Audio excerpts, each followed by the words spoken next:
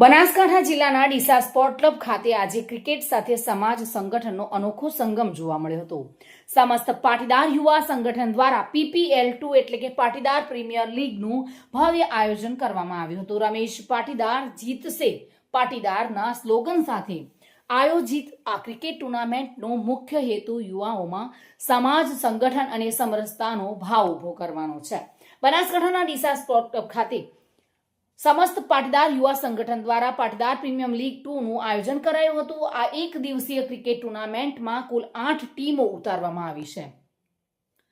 આ તમામ ટીમોમાં ડીસા શહેરમાં વસતા પાટીદાર સમાજના યુવાનોને રમાડવામાં આવ્યા છે। આ ટુર્નામેન્ટનું ઉદ્ઘાટન ડીસા ભાજપના સ્થાનિક ધારાસભ્ય અને રાજ્ય કક્ષાના મંત્રી પ્રવીણભાઈ માળીના હસ્તે કરાયું હતું। આ અંગે પાટીદાર સમાજના આગેવાન અને શહેર ભાજપના પૂર્વ મહામંત્રી અશોકભાઈ પટેલે જણાવ્યું હતું કે આ ટુર્નામેન્ટનો મુખ્ય ઉદ્દેશ સમાજનો યુવાધન સંગઠિત બને, સમરસતાનો ભાવ આવે અને સામાજિક ઉર્જા વિકસે। તેમણે વધુમાં જણાવ્યું હતું કે આ ટુર્નામેન્ટમાં કુલ 8 ટીમો ભાગ લઈ રહી છે, જેમાં 2 સેમીફાઇનલ અને 1 ફાઇનલ મેચ રમાડવામાં આવશે। જો કે આ ટુર્નામેન્ટ સવારે 8 વાગ્યાથી રાત્રિના 10 વાગ્યા સુધી ચાલશે અને એક દિવસીય ટુર્નામેન્ટ છે। વિજેતા ટીમને ટ્રોફી આપી પ્રોત્સાહિત કરવામાં આવશે। આ ઉપરાંત man of the match, man of the series, best bowler તેમજ સૌથી વધુ કેચ પકડનાર ખેલાડીઓને પણ ટ્રોફી અને શિલ્ડ આપી સન્માનિત કરવામાં આવશે। આ ટુર્નામેન્ટ દરમિયાન ખેલાડીઓમાં જબરજસ્ત ઉત્સાહ જોવા મળી રહ્યો છે। આયોજકો દ્વારા સુંદર આયોજન કરવામાં આવ્યું છે। રાત્રે ભોજન અને ઇનામ વિતરણ સાથે ટુર્નામેન્ટનું સમાપન કરવામાં આવશે। આ કાર્યક્રમમાં પાટીદાર સમાજના આગેવાનો, સ્થાનિક ભાજપના નેતાઓ તેમજ મહિલા મોરચાના પ્રમુખ વર્ષાબેન પટેલ સહિત મોટી સંખ્યામાં હાજર રહ્યા હતા। ખેલાડીઓનો ઉત્સાહ વધાર્યો હતો। ક્રિકેટના મેદાન પરથી સમાજ સંગઠન અને એકતાનો મજબૂત સંદેશ આપતી પાટીદાર પ્રીમિયમ લીગ 2 યુવાઓ માટે પ્રેરણારૂપ બની રહી છે। આજે સમસ્ત યુવા પાટીદાર દ્વારા અમે 8 ટીમો ઉતારી અને અહીંયા ટુર્નામેન્ટનું આયોજન કરેલું છે।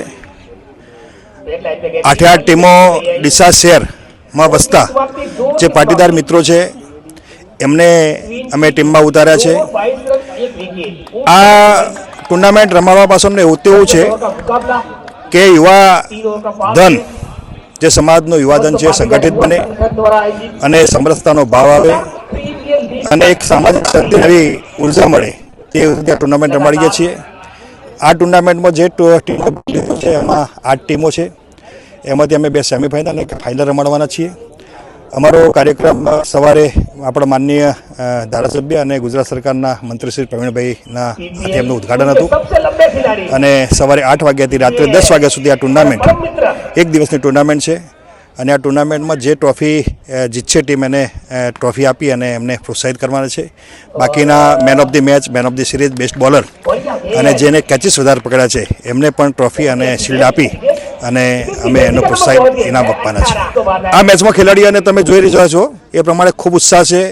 એમનો ટેલેન્ટ જે ભરપૂર ટેલેન્ટ અંદર છે એમને બહાર કાઢવાનો આજે એમને મોકો મળ્યો છે અને અમારા પાટીદાર સમાજના યુવાનો જે રીતે હું જોઉં છું તે રીતે ક્રિકેટ રમે છે એ પ્રમાણે ખૂબ સુંદર એમનું ટેલેન્ટ છે અને સુંદર રીતે આ ટીમનો જે આયોજકો છે એમણે પણ એક સુંદર મજાનું આયોજન કરેલું છે અને રાત્રે જમણવાર સાથે આ ટ્રોફીનું આ ટુર્નામેન્ટનું અમે સમાપન કરવાના છીએ। ચિરાગ શ્રી માળી સાથે bureau report, today Gujarati news.